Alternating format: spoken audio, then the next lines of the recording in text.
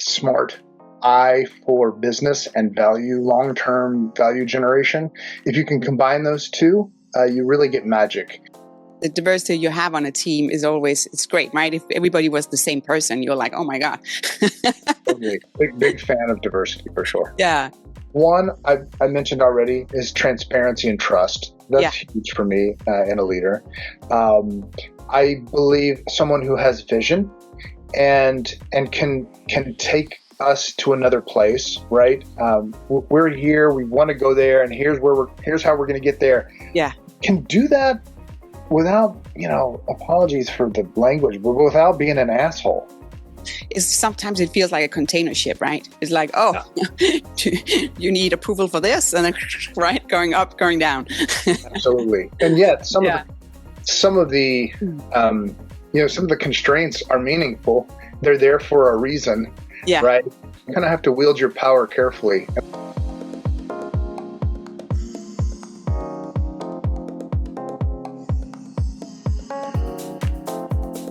Some leaders build alignment by controlling every detail, and others build alignment by trusting first. In technical, fast-moving environments, trust is not a nice to have. It directly impacts how teams execute, communicate, and work across functions and regions. Welcome to Leadership Manufacturing Podcast, where we focus on building the next generation of leaders across electronics manufacturing and supply chain. I'm your host, Sannah Vinding. I'm an engineer. I'm a strategic leader focused on connecting technology, people, and leadership to drive real progress. Each episode delivers practical, people-first leadership insights from executives and industry leaders who knows what it takes to lead in complex technical environments. In today's episode, I'm joined by Chris Lanier. He's the Manager Director for the Americas at Exein. And Chris has built and scaled global teams across enterprise software, IoT, embedded system, and cybersecurity. In this conversation, we talk about what trust really looks like in practice, how to lead global teams without confusion, and how to balance structure with flexibility as organizations grow. If you lead in manufacturing, electronics, or supply chain, this is a conversation you can apply immediately. Let's jump in. Thanks for tuning in to Leadership Manufacturing Podcast. I'm excited for everybody listening today. I want to welcome Chris Lanier. He's the Managing Director for the Americas at Exein. So welcome, Chris. I'm excited to have you here today. Thanks, Sannah. I'm really looking forward to our time together. Yeah, me too. So I always love to start with what's the passion, for the industry that you're in? So share a little bit, what's your passion? Yeah, I love the question. I was at Microsoft for 20 years before I came to Exein, and it was there really that I found my passion for connected devices. I mean, kind of as a tech nerd, I always loved that piece of it, but business person, I grew to love the business outcomes, the really interesting use cases that kind of the world of IoT brought to the table. Ever since I've been in that place, I get to do really new, interesting projects every day almost. And so engaging with really innovative business models that are based on connected devices and the telemetry that you can get from those devices and the decisions that you can reason over, or the data that you get that you can reason over and decisions you can make. I love all of that. So super passionate about that space in general. Oh, I can hear it and I can see it. So you're built, as you just said, right? Because you have engineering and the technology and the business. So if we're zooming in on the leadership, right? So what have shaped the approach you have to leadership when you have this technical industries? Several things. I've worked for some really, really strong leaders in my time at various companies that I've been in, and I would say generally, I love to be in the tech space. I also really believe that if there's not value that you're generating, then you can make as cool of a toy as you want or as interesting of a technical device, but if it's not driving value, it doesn't go anywhere, for long at least. So kind of mixing technical leadership and technical competence with a really strong kind of a smart eye for business and long-term value generation. If you can combine those two, you really get magic. And so as a leader, I try to do that. And I also tried to bring members onto my team that can not only do that themselves, but do it in a slightly different way than I do, so that I get a more clear picture. We collectively get a more clear picture around where that journey can take us, both and from a business value perspective. Yeah, and being open-minded, right? I think as well. Yeah, the diversity you have on a team is always, it's great, right? If everybody was the same person, you're like, oh my God. Totally. Big fan of diversity for sure. Yeah. So what about, I want to hear a little bit about, because you've been in large organizations, right? And also like in smaller, that like fast moving companies. So is there any lessons or any learnings, right? Is there anything different, or is it just how you navigate it? There's real differences. There's real differences, and probably none that I would espouse here that are surprising to very many people. Yeah. But definitely some real differences. I did the startup thing early in my career for a couple of years, and I thought, while I enjoyed the autonomy and the quick pace and the ability to make fast decisions and some of those things, I really missed having access to resources. It was a struggle to sell when you didn't have much of a name in a market. So I was like, I don't think I want to do that again. So I went to big companies, and I did that for a while. And while I loved some of the things that I missed at the startup, I absolutely missed the autonomy and the ability to make fast decisions. And so, I'm excited to be at Exein now, where it's a bit of both. I mean, they're certainly not a massive company yet, but they've got a lot of resourcing. They've done a fantastic job in raising capital because they have some strong technology and some amazing tech ideas. And so that gives us access to resourcing that is pretty substantial. So it's been an interesting navigation. And you learn so much from it, right? Because I think when you are in a big organization, I've been there as well, sometimes it feels like a container ship, right? It's like, you need approval for this, and then, right, going up, going down.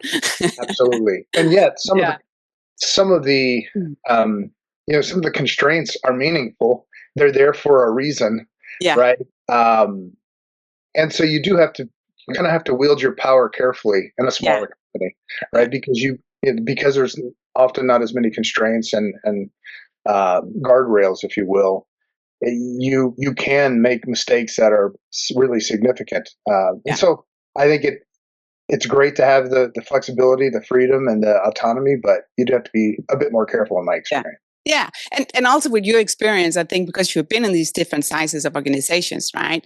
It just helps you even more to navigate in this role where you are right now, because you tried or learned, right? I think so, yeah. I mean, I've tried to learn along the way. And absolutely, there's some things from smaller companies that I've tried to bring to bigger ones and vice versa. I think you're right. It's like a mentorship, right? It's both ways, and you learn so much from it. Cool. Okay, so if we talk about leadership skills, so if you want to build trust and have alignment across teams, and I think, you do that even, what size of organizations you have. Right. What skills matters the most? Hard to say which ones matter the most. I know the ones that most often resonate with me when I have other leaders, and that I try to emulate, and ones that in some cases come easiest for me as well. I'm a big believer in transparency, where you can be transparent. As much transparency as possible. So some leaders hold back as a natural tendency. I probably lean the other direction. And I've always appreciated that about my leaders who have done that way. It implies trust to me as someone under the leader, and it implies trust from me to someone who's in my organization when I'm a little risky on the transparency, right? So that's always been a big one. What else? I like to assume positive intent. So you get my trust out of the gates. You have to mess it up for me not to trust you. Oh, we're the same there. Yes. Yeah, that's risky. That is risky, right? But that's how I want to be treated. And so I think that's a big one for me. And so I try to give a lot of freedom with inspection, of course. Keep an eye on things, but Bill Gates, I attribute this quote to him. I don't know if I've actually seen it, but I've heard people attribute it to him. He Yeah. talked about, working hard to hire people smarter than himself, which is a difficult thing to do if Yeah. you're Bill Gates. But, Yeah. I would broaden it a little bit to say, from back to your leadership question, I try to hire folks who are very bright, maybe in every case who don't know more than I do, but certainly have the capacity to really think large and big and creatively, and if I can, who know more about certain things than I do, so that I can learn from them. Yeah. Hopefully, they can learn from me, and we can collaborate to. Yeah, and have that team dynamic, right? But I think even though if you hire somebody, right, you can't be an expert in everything. Let's just be honest, right? But of course, you can have knowledge, right? You can have the strategic view on things, but if you know you have a gap or you need this position filled in your team, right? Finding that expert, so then that's going to be the perfect match, right? I think that's how I see it. I agree with you. Yeah. I agree with you. But so back to, I really like what you're saying, giving the freedom first, or just saying the trust, not the freedom, but the trust, right? And then saying if you break some of this trust, right? If there's too much of, going over that line or something, or then you're going to grab and get a little bit more attached and saying, okay, what's happening and stuff like that. But I think the approach of trusting first and then have that business relationship and that teamwork, everything just grow from there is the best foundation. I agree. Yeah. And, I would add some of that is a stage of career kind of thing. For example, earlier in my career, when I was a young manager hiring like very first time people in a role. Yeah. Of course I needed to have more oversight in those scenarios. Where I am now, I'm hiring, for the most part, I'm hiring senior people. Yeah. Who have done something alike what I'm asking them to do now before. And so, I'm often paying a lot of money to get this person. And why would I intentionally not get someone who I want to trust at the gates? Yeah. No, it's that's a trade, right? That's also the whole onboarding where you can be like, oh my God, it takes so long. But at a certain time, you can see how much, if you did a proper onboarding, right, that just lift everything off your shoulders at that point where this person can just fly from there.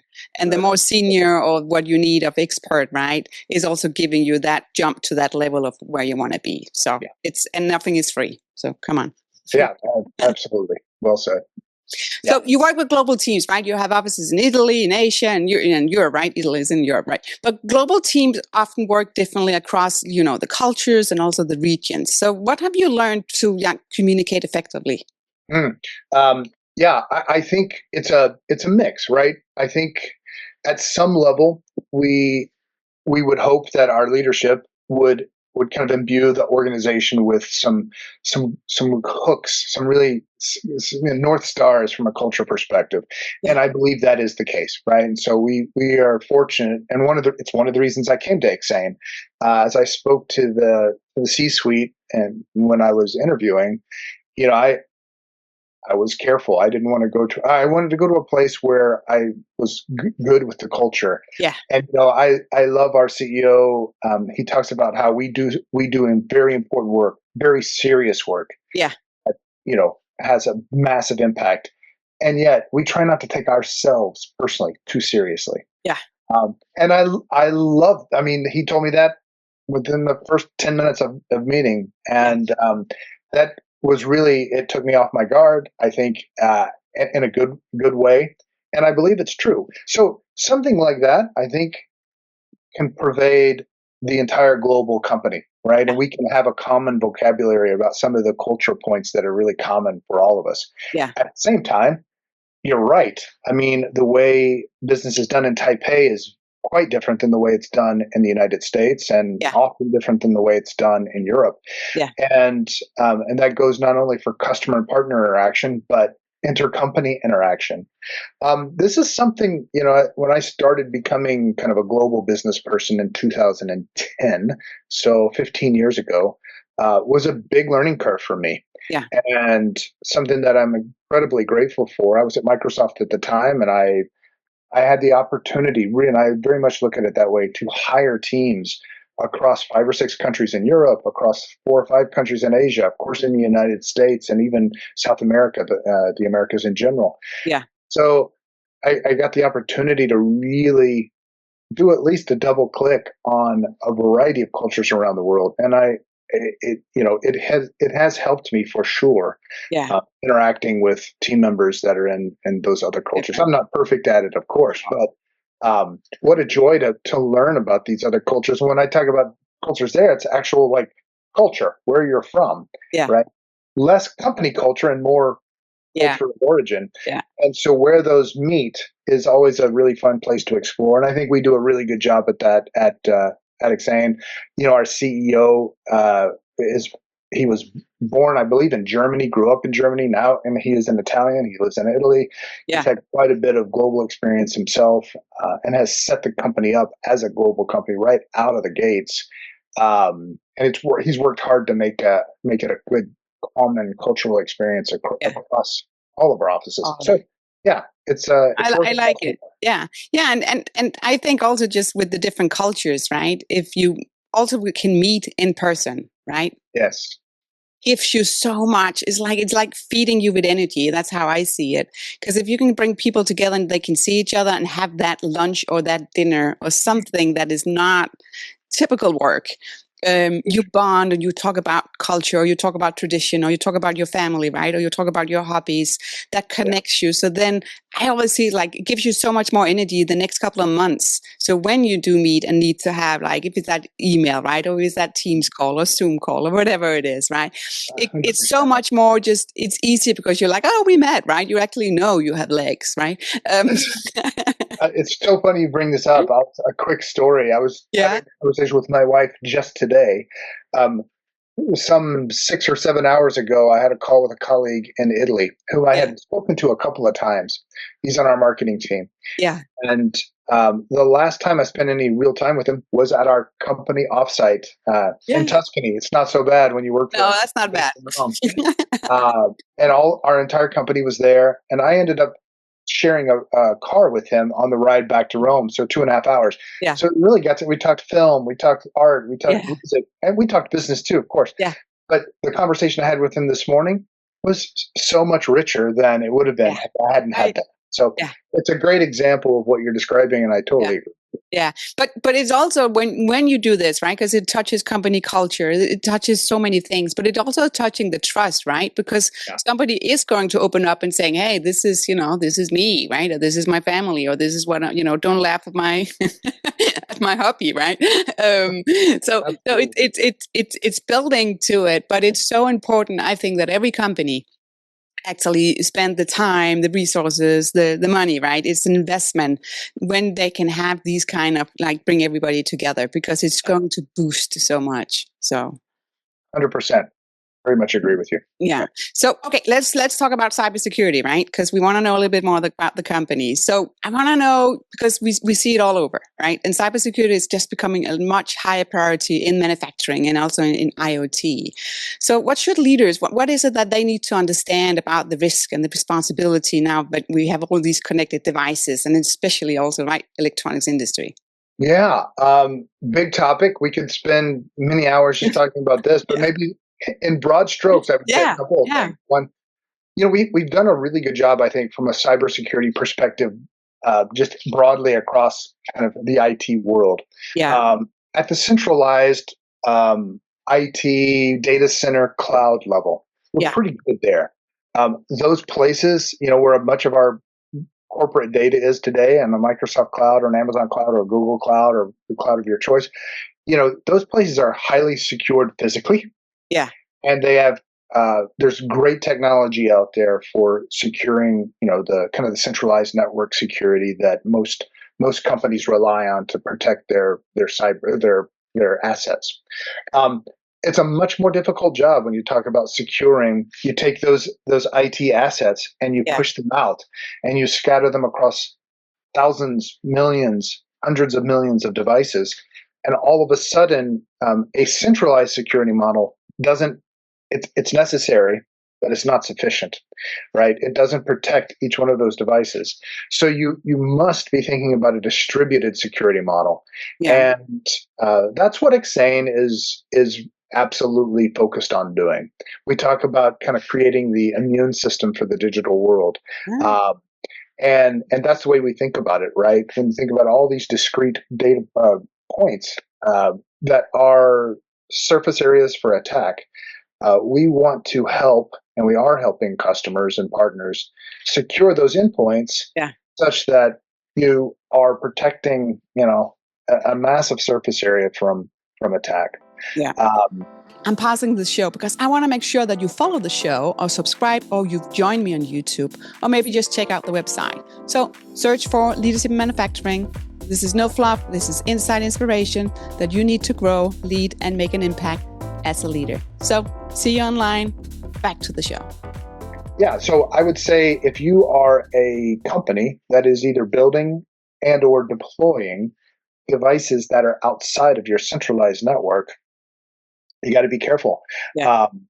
And it's not just me saying that, right? Especially if you look at the European Union, the regulatory requirements around the Cyber Resilience Act, the Radio Equipment Directive. These are just a couple. There are more.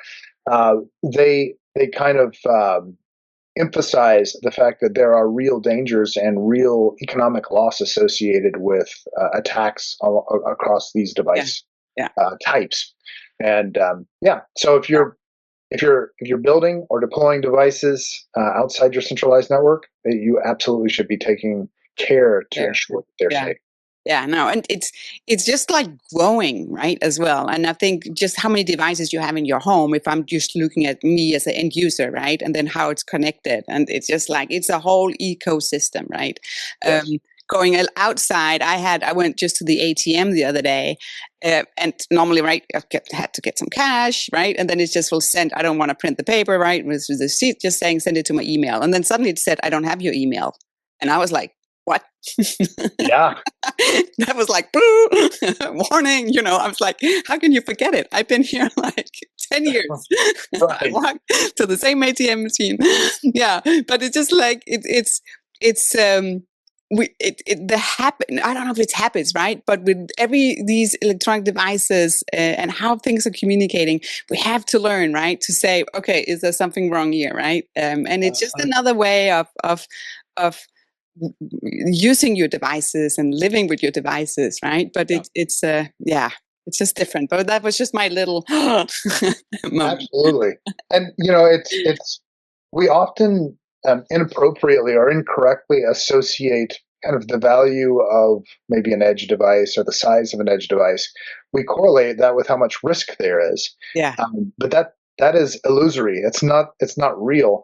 One of my favorite examples that I've given for years is, an unnamed casino in Vegas. Yeah. They were compromised, and a bad actor gained access to their high roller database through a faulty thermometer that was in one of their really fancy fish tanks. Yeah. Right? Yeah. It's just a tiny little thermometer, but it was connected to their network. It wasn't secured. Someone gained access to that device. Yeah. And through that device was able to worm into very, very sensitive data. Yeah. And so there's just kind of no device too small that doesn't need protecting, I guess. Right. It's the weakest link sometime. No. Yeah. Wow. Okay. Let's get back to some leadership skills, because I think it's so important that it's like continuous learning, right? That's one of my big, just you have to learn because you don't want to hit that plateau. Agreed. And with your background as well, you've been, you learned so much, but I want to ask you, what has the latest skill that you actually have learned? Yeah, I would say it's a good question. If we're talking, should we keep it in the realm of business, or is it just personal? It can be anything you want. Yeah. I mean, let me give you both. I love building things, businesses and teams and approaches and go-to-markets from a corporate business perspective. It's things I'm passionate about, especially in the embedded edge IoT space, as I mentioned at the very beginning of this call. Yeah. And so in some ways, doing what I'm doing for Exein is kind of infused with lots of experience and lots of passion. But in other ways, it's also some new things for sure, right? Yeah. So managing an entire operation. I've always been part of, for the most part, been part of bigger companies where I might own a team or a business, but I'm not responsible for kind of everything that's going on in the company for a specific region. And that's really what is happening here. So I'm having the opportunity to learn much more deeply around things in the venture capital world, in the on the legal side of an operation, HR operations, things like that. That maybe I've bumped up against, but really having to have more ownership in is something new and something that I'm enjoying learning about for sure. On the personal side, I've kind of fallen in love with mountain climbing, believe it or not. Nice. And last year I summited Mount Rainier, which you can see right here in my picture, Yeah. which is arguably the most difficult climb in the lower 48 of the United States, and was a ton of fun. And it's kind of ignited a passion of learning about the gear and all the safety requirements, and of course getting in shape and all of that, and have more things planned in that space. So kind of physical, but also on there's a lot to learn, right? Because it's not just I try to keep the personal and the professional kind that's good. And I'm sure as well, right? Because if that's a good skill, right? Because it's also giving you or taking the time, right, to do mountain climbing, right? Because I think that's just it, and I'm sure that gives you, when we talked about the energy before, right? Like when you meet people, right, in the same way. I'm sure this is also give you some kind of energy when you come back. And that kind of boost, right? And especially if you climb something like that tall, right? Then you're like, that's a huge accomplishment. So what's on your next list? Actually, from a mountain climbing perspective, probably the next big one would be Kilimanjaro in Africa. Which is interesting. Not that we should deep dive on this, but it's about 5,000 feet taller than Mount Rainier. So that's pretty significant, but it's much less technical. So in some ways it's easier, in some ways it's more difficult. So it'll be fun, and hoping to talk my wife to joining me in that adventure. So we'll see. And a satellite phone, right? Come on. That's right. 2027. 2027 is that year. That's the goal. Oh, that's nice. Okay, I'm looking forward to seeing the picture where you're like on the top there. Fair enough. Okay, then rolling back to the business, because I asked, your new skill there. Is there any skill you want to learn if we're looking into 2026? Maybe this sounds a little outdated. Maybe it's one of the reasons that you and I are talking. But one of the things that I feel like I have a lot of room to get better at is around my social media leadership. Kind of my ability to kind of frame my own kind of professional brand in a more social way. I think I have a network of people who very much know who I am and kind of the value that I bring, what my skill set is. But doing a better job kind of spreading that via social media, as well as just, I think, having a bigger impact, because I think I can have a bigger impact, and I want to.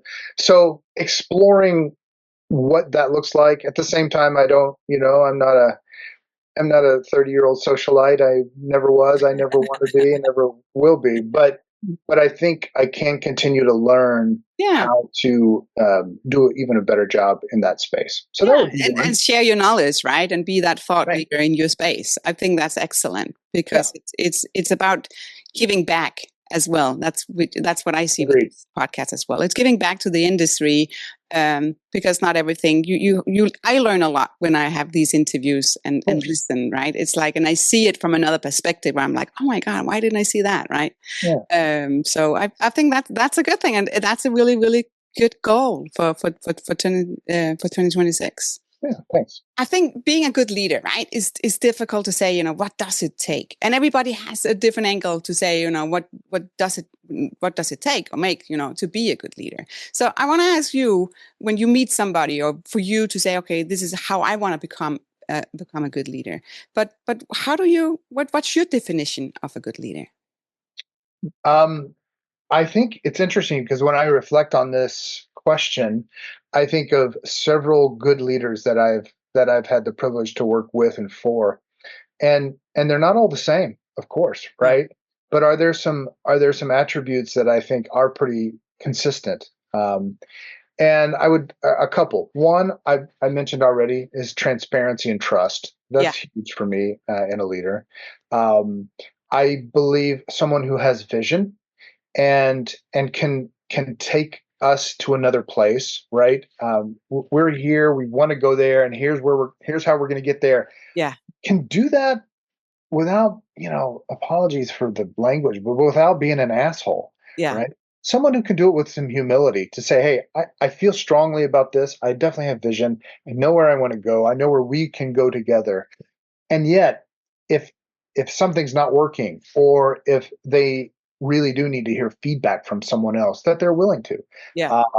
So one of my favorite leaders that I worked for in my career, I got nominated to. We were doing this thing with all teams were giving feedback to their leader, just like Yeah. the leader gives feedback to the team all the time. And I was responsible for giving feedback to this guy. And one of the things that we loved about him was that he always had time for you, and he was Oh, never checking his yeah. phone. He was like, when you had him, Yeah. you had him wholly, and that was one of Wow. everybody's favorite things. Yeah. The problem was he missed meetings all the time, because if you had him first, Yeah. if you were second in line, Yeah. he probably didn't make your meeting because he was too Oh, busy talking to the yeah. first person. So it was like his superpower became his weakness in some cases. Yeah. So, but I gave him feedback, and he totally took it, and he got better at that, right? I mean, Yeah. so that's always been a big one for me too, kind of vision and confidence with humility. Yeah. Um, so those would be I like two that. big, No, I really like yeah, it. I like it. It's like also with the trade you just said, right? With that, we're saying you're giving the full focus, but then you're missing the meeting because we're so used to everything is just like beeping, right? And right, saying, now you need to right, go. Yeah. yeah. We need like I an mean, old-fashioned analog what clock. literally, it was the things we loved most about him was also the thing that made us Yeah. Yeah. frustrated with him, Yeah. depending on which particular side of the coin you were on at the moment. Yeah. No. So okay, so I like because then you share, right? Saying, this is the advice you gave. What about an advice you've received? Ah, Anything that that's stands good. out? Yeah. Um, let me think about that one. Yeah. Advice that I've received. I mean, so I can give you an example of advice that I received that wasn't constructive advice, but it's advice that I've always used, Yeah. and that is from a hiring perspective. When I was an early manager, just learning to hire, I had one of my mentors who was a fantastic leader say, "Hey, look for attitude and aptitude.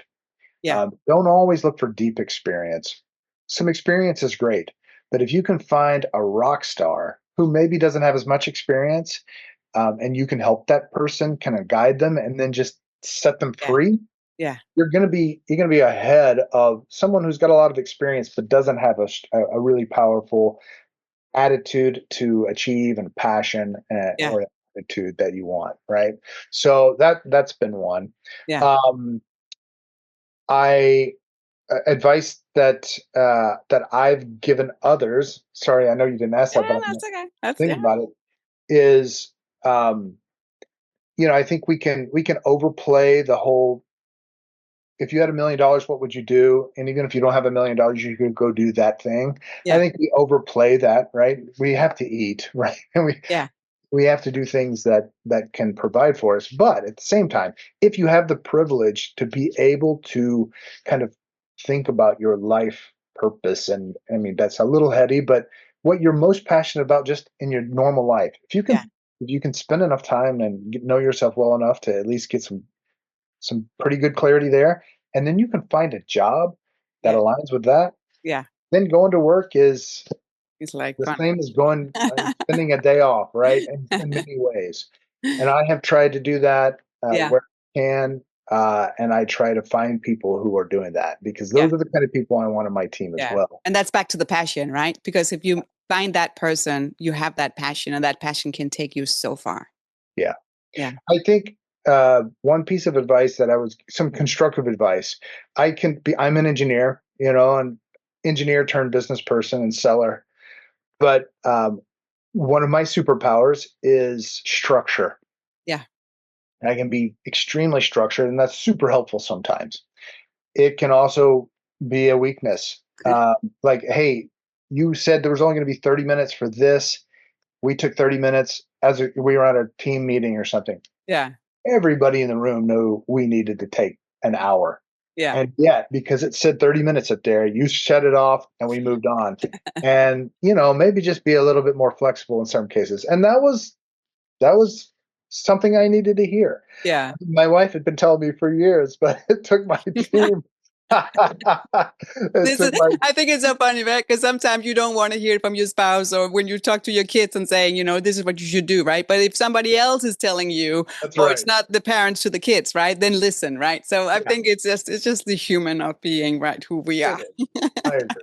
But that was important. Yeah, no, I really like that. I really like that. So, okay, time for the last question I hear. And I love this one, because it's always like, what kind of advice would you give yourself, Chris, if you look like 10 years ago?